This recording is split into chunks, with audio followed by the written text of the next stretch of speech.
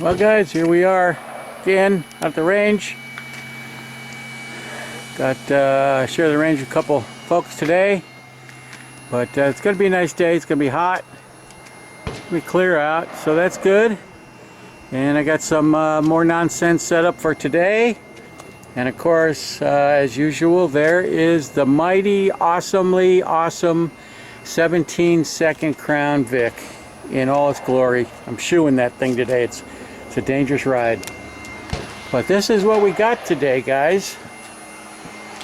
I'm going to call this the Finns versus the Austrians. I've got two target rifles here. Of course, I got the Steyr, which at this point I'm sure most of you guys are pretty familiar with. And I've got the 308 Tikka match rifle, target rifle. So we're going to do a little comparison on those two today. Something to do. And got my targets set up out there at 100. I got my chronograph set up. We're going to get some muzzle velocity readings.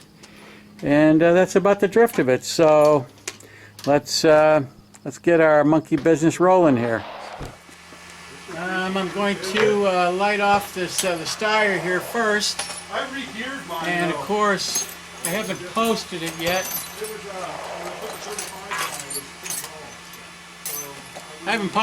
But I did a video on loading these rounds. These are what I call OCD rounds. I loaded for the Steyr, and these are ones that I went to great lengths to try to make them to a high degree of high level. And so at any rate, I'll post that video up. You'll understand what I went through to make them. But what I got here now is I'm going to take and run a few rounds through it to follow both these rifles are cold and clean. I'm going to take a few rounds and take a few shots just to follow the Steyr here. These are just basically some plinking ammunition I made, and they are 150 grain full metal jacket Hornadies in NNY brass Magnum primers, and these guys have 51 grains of accurate 4350 in them.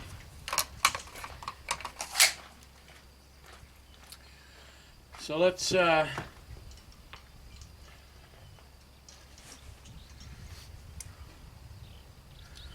going to use the center target for the following rounds, and then we'll use the corners for trying to shoot groups. Yeah, range hot. Hot. Okay. And so yeah, so this is first round.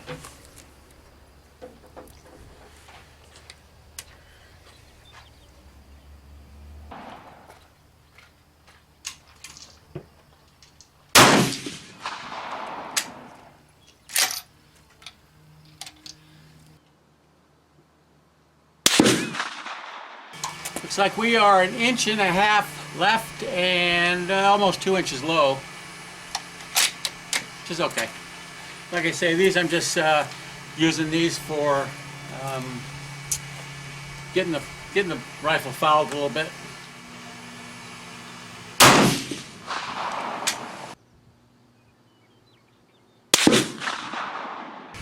Okay, same elevation, a little bit. That one was a little bit more to the right.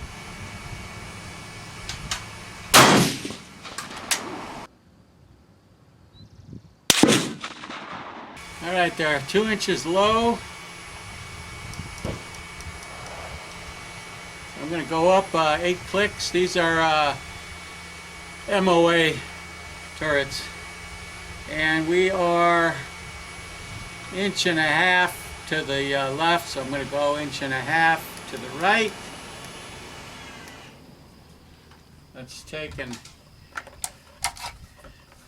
let's try a couple more of these Fowlers.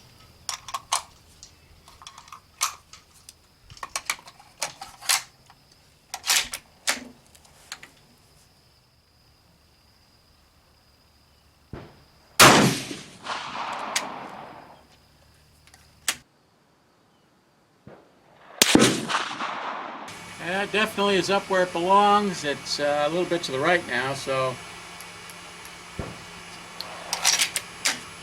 give it a click.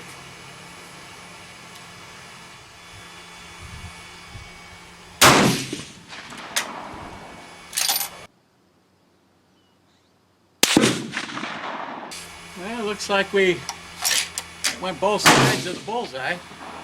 Let's see if I can't split the difference with this last fowler.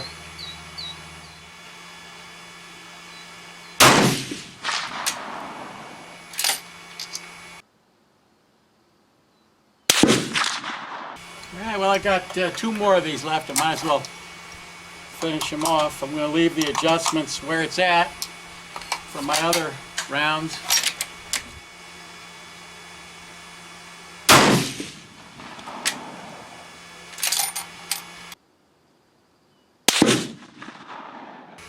Alright, that was a pretty good shot right there.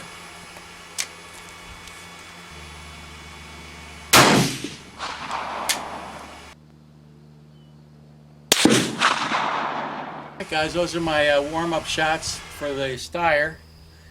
I think I'll put the Tikka up here and sling a few with it, get it fouled out a bit, see where it's headed. So let's do that. Okay, on the Tikka, I'm going to foul this thing. I got some hand loads here. These are Hornady 150 grain full metal jacket on top of 42 grains of IMR 4895. Pretty normal. Bench rest primers. I crimped these. These rounds, these projectiles have a channeler in them, so I crimped it just as a matter to see how it affects stuff, accuracy. I think so far my my observation has been is that the crimping doesn't do anything for accuracy. I'm going to shoot at the 2 red dots underneath the center bullseye.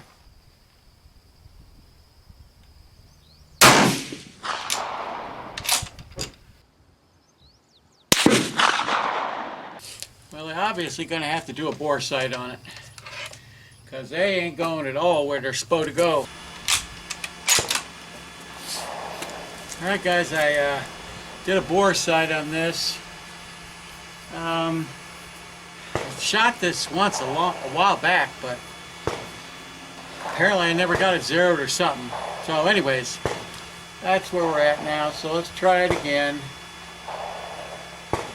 I had to put up a black shooting sea down there so I could get enough visual of it to do a manual bore sight on it.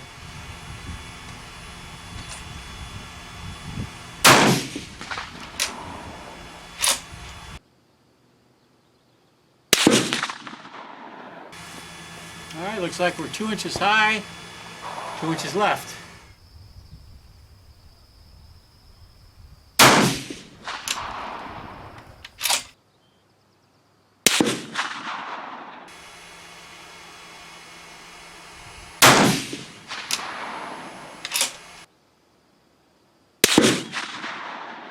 Adjustments are finicky.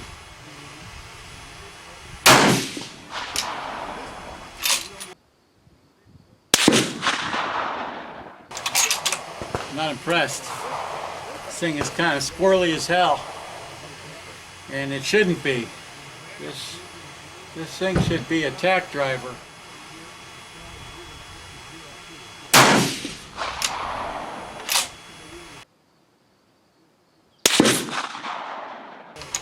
I'm gonna try one more of these. Like I say, these rounds were they didn't impress me out of my M1 with the crimping. But boy, they still shot better than they're shooting right now.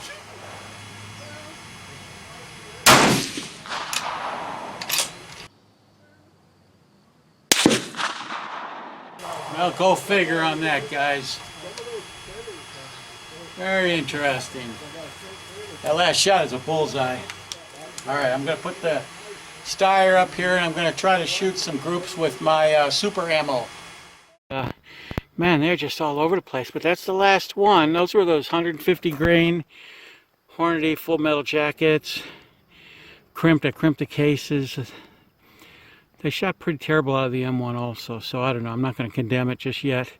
Could just be the ammunition is pretty crappy that I made for it.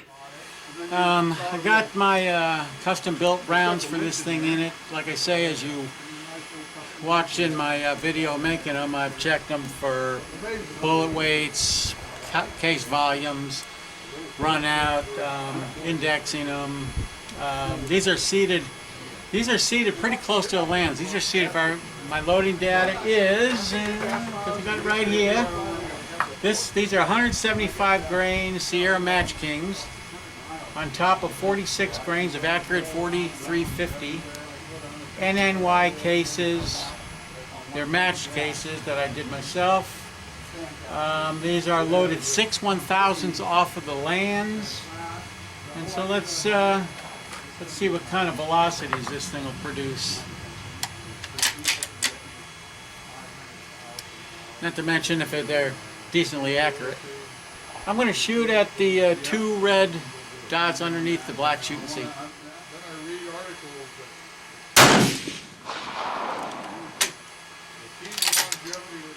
I suppose hearing protection doesn't do much good if you don't use it, eh?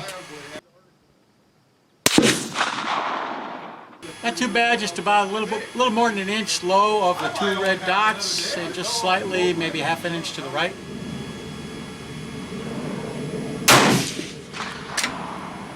Much better with your hearing protection on, huh? I only see one hole there. I wonder if, I don't know. I'll have to go down and look because I only see one hole there. And I'm pretty sure it can't be that far off, so maybe it went through the same hole.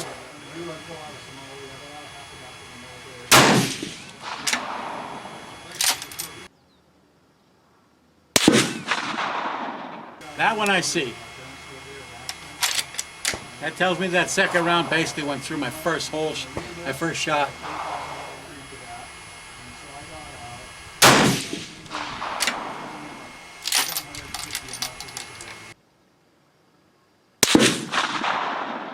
You know, the Arkin scope here, it has such a fine reticle with a tiny, tiny little dot in the center. It really, even though you're on the bench here, it really lets you know, you can see how much imperfection there is still while you're on the bags.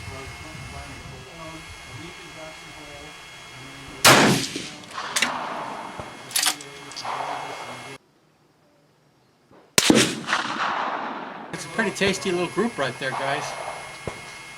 I'm going to move it over to the 2 red dots on the left side of the black shoot and see. Yeah, it's $1,000. $1,000 for my military. I'm seeing some pretty consistent velocities. I'm going to attribute that to the lengths I went to make sure the tension on the bullet and the neck are all basically the same. Does that make sense to you?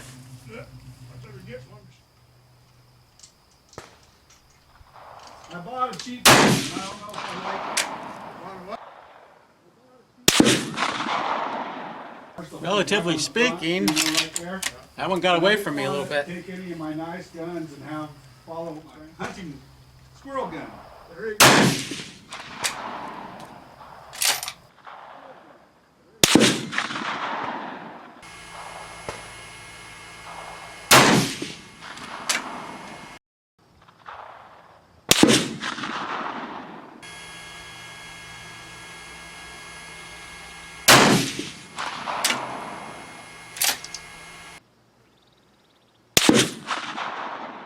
Alright guys, that's my 10 shots with my custom loaded ammunition. First 5 were pretty spectacular. Second 5 are pretty damn good too, although I did have a couple, the first 2 kind of separated from where the group was going to be. But nevertheless, it shot pretty good. I still got some other stuff here, but what I want to do is now I want to take and I want to shoot some GP11 out of this thing. Well, I got it on the bench, get some chronograph readings, and see where they go. So let me get a little GP11. I'm expecting velocities in the 25-50 range. That's what they come out at in the K31s. So that's what I'm curious about, to see what GP11. And these, on the label on the magazine, it actually says GP31. I don't know what the difference is. I suppose I'll have to Google that up. But let's see what some GP11 does here. 2 red dots on the right side.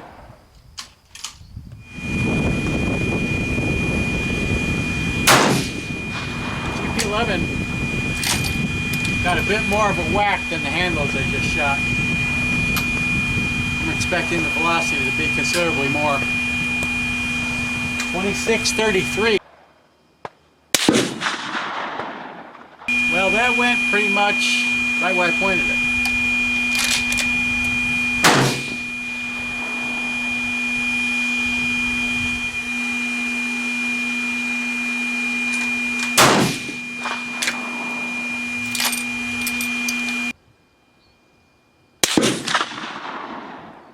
I didn't know better. I'd say that went through my first shot.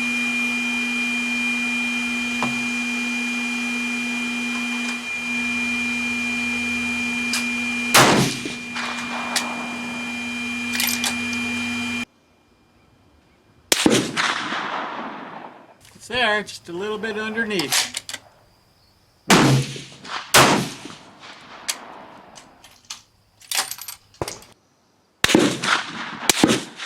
There somewhere. I'll have to watch the video because I don't see it. It probably went through one of my other holes there.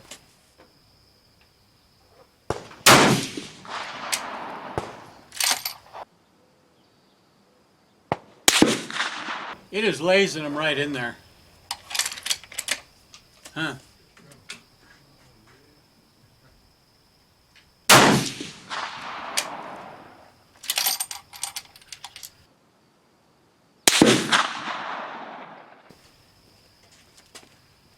Yeah, I'm good. You want a break? Let's do it. All right. I gotta go change target. I'm gonna change rifle. Let's change our underwear too. Woohoo! Mine's clean. Well, mine was at least this morning. All right, guys, I had to move my camera over here. I think when it was in the sun, it overheated. Unfortunately, I may have lost quite a bit of my first shots with the Steyr, whatever. I'll just have to go through the video and see what's there. But so what I'm going to do now is, you saw how this thing shot with those crimped 150 grain rounds with the Tikka. It didn't shoot very well. So what I'm going to try now is, these are some hand loads. They're Steyr 175 grain Match Kings on top of 40 grains of H4895, real conventional, Lake City brass. These things are seated to base to ogive is 2250. These rounds I actually loaded for my M1A, but what the hell, we'll try them in the Tikka and see what it does. All right, guys, there's see 4, 5, 6, 7 rounds with the Tikka with some hand-loaded ammunition. It's a hell of a lot better than what this was with those Plinket ammunition I was using. So I don't know. It's obvious that even on its bad group, the Steyr today wins, even with the surplus ammunition. Interesting, huh?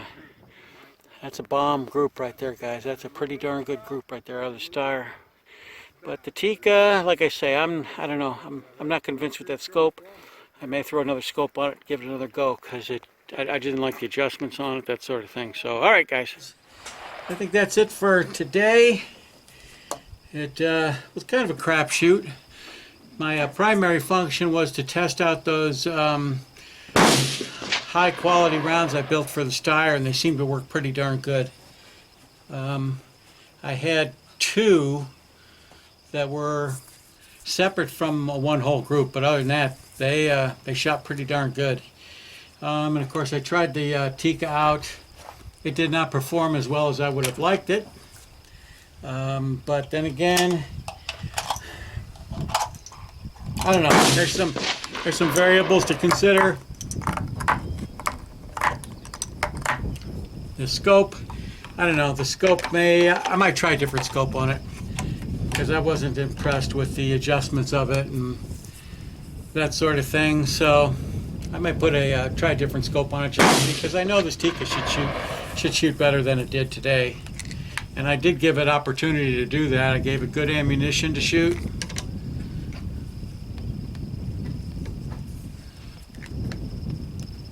So I think that's about the drift of it today, guys. Appreciate y'all for watching, and keep the sunny and shiny side up and the greasy side down, guys. See y'all later. This is Lencac, over and out.